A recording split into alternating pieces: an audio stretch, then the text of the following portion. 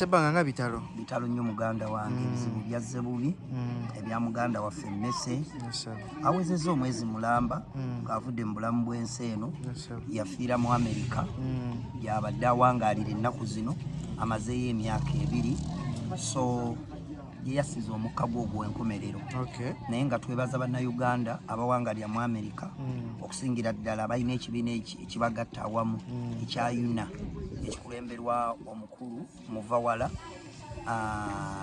chairman waakyo so ne bannayuganda abalala okuli mwana mulenzi Grace Kamatte Wycliffe Luyombya Jeno Megadi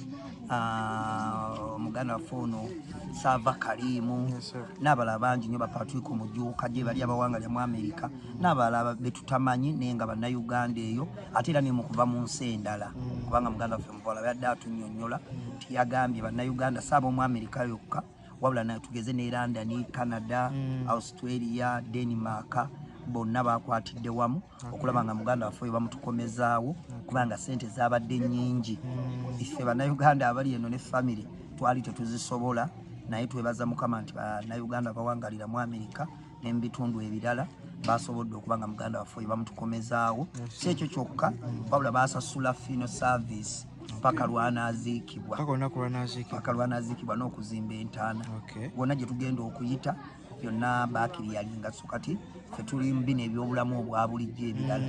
ng'oggyeko okuziika n'omanyi nga abakungubazi balina okulya balina okunywa transport bingi mubimanyi tiri yali abantu bonna bafiirwako dda okufiirwa bakumanya embeera gye muba muyitamu so tubeebaza baganda baffe abo kati n'enzira ate ku Uganda nga nange mwendi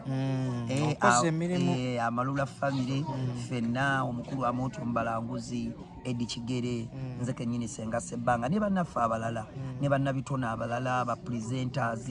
nga olaba Prospatra Abuchaze omunene wa Spy FM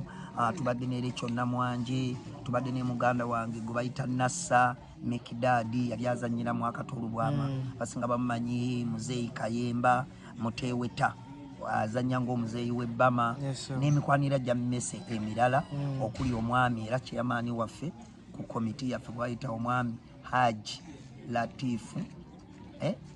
Latifu ya Luwagaso amazima wanjisebo ensi ewuniikiridde yeetaaga okumanya Mmese ddala kiki ekyamujja mu bulamu bw'ensi Mmese ffe nga bannayuganda tetumanyi bulwadde kubanga yafa kibwatukira bwafe ekibwatukira tuba tulina kulinda ebbaluwa z'abasawo kati muganda waffe Muvawala abadde awangala naye mu Amerika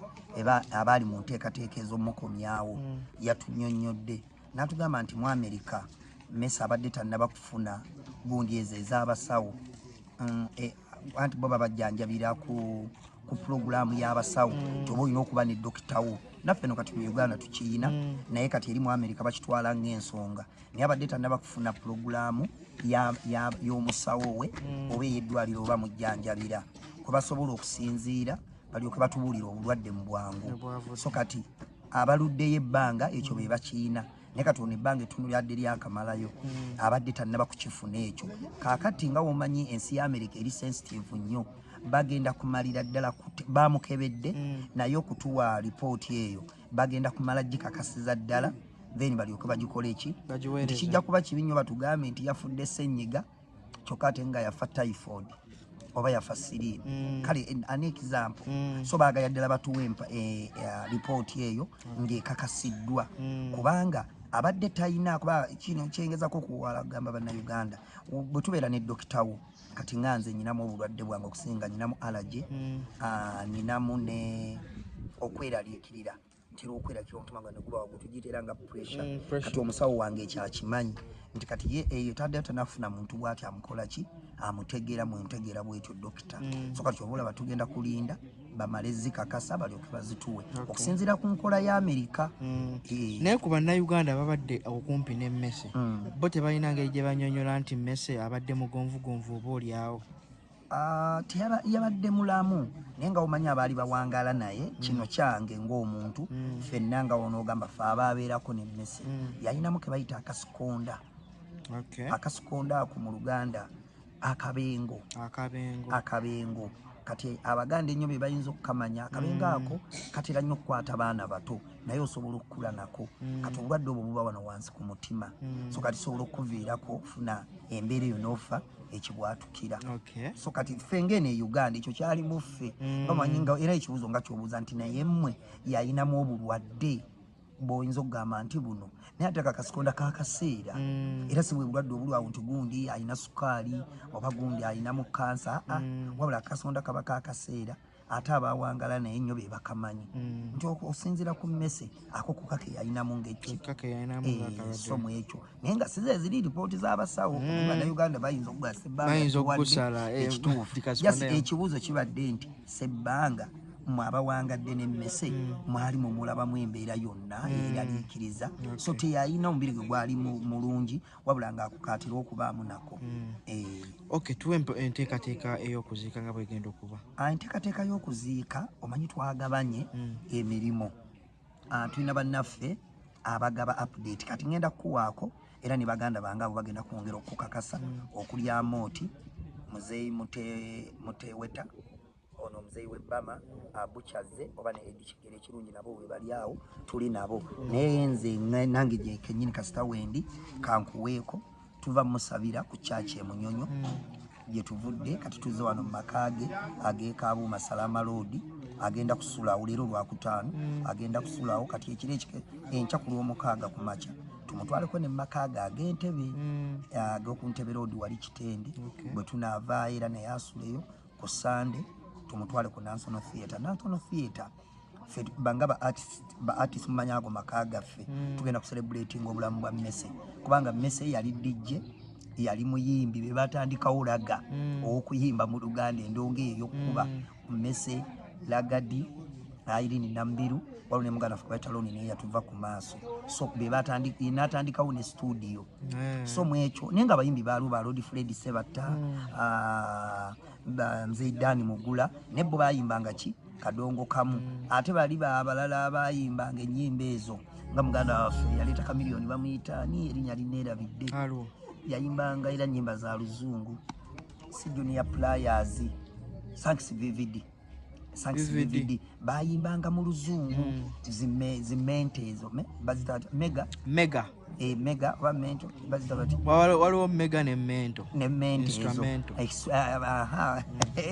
instrumento ze bayimbanga naye nga bayimbanga Abajamaika ng'Abamerika naye kati ono bajja ne bakizza mu Luganda n'akola ne studio bwete yavaawo n'abeera ku DJ era baasikaganira n'Amooti ate ne batandika Amalula Family nga kyo kibiina kya comedy Amooti Pade Mmese wamu ne Eddy Kigere so kati oyo ye Mmese nti yakola ebintu bingi nekyo mula tugenda mu celebrating ng'omuzira owa art industry so kati abayimbi tubayita nga committee twataddeyo sound kuliko stage kuliko ne backline tugenda kuyimba live tumuyimbira abayimbi mwenna mujja abakadongo kamu abaalaga ababandi ab'engoma eŋŋanda mwenna mujja tucelebrating obulamu bwa Mmese tugenda kuzannya comedy abazannya zisikiti abagenda okuzannya stand up comedy mwenna mujje bajjajja Bruce bani ba Mariachi mwenna mujje batata Samu kati awe nnyini katumaze okucelebrating obulamu bwa Mmese teri kukaaba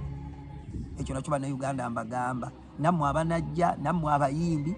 ku National Theatre teri kukola kikukaaba tujja kuba tucelebrating obulamu bwa Mmese bwe tunaavaawo ekyo ekiro ekikeesa ku Mande kyetujja okusulayo ku Sande tusula ku National Theatre naye ekiro ekikeesa ku Mande tumutwale waabwe Embalala bayitawo Lwempala ku bijja by'abajjajjaabe naye ngera naye ku Mande agenda kusulawo maka g'abakadde be lwakuba bami nabo baatuva ku maaso maama we ne taata we baatuva ku maaso naye nga wetugenda okusula mu makaago then olwokubiri ennaku z'omwezi nga 21 tulyoke tumuziike ku ssaawa 8 ez'emisana naye nga kitalo nnyo kitalo ddala ekya Mmese Omukama amuwe ekiwummula eky'emirembe abantu ba famire bakyala be abaana abooluganda bataata wamu ne bannyina mwenna tubasaasidde nnyo tubakwasizza Mukama nina omusajja mu Bayibuli gwe bayita Yubu yali musajja wa Katonda naye si buli kizibu ekijja nti Mukama batakwagala sigamba ekijja nti buli kimu ate Sitaani yaba akikoze Mukama asobola okugezesa alabe osigala naye so Mukama yalina musajja we Yubu nga musajja wa Katonda nga buli kimu kitambula bulungi naye Yubu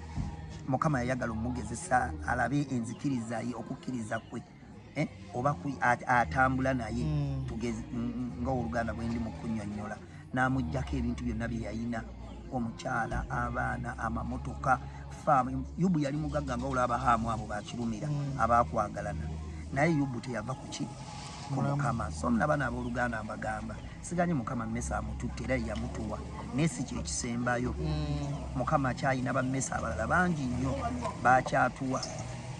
bakyatuwa so nze mbakwasiza mukama n'ekyawandikibwa ekyo mu Yubu omukama abampeera omukisa.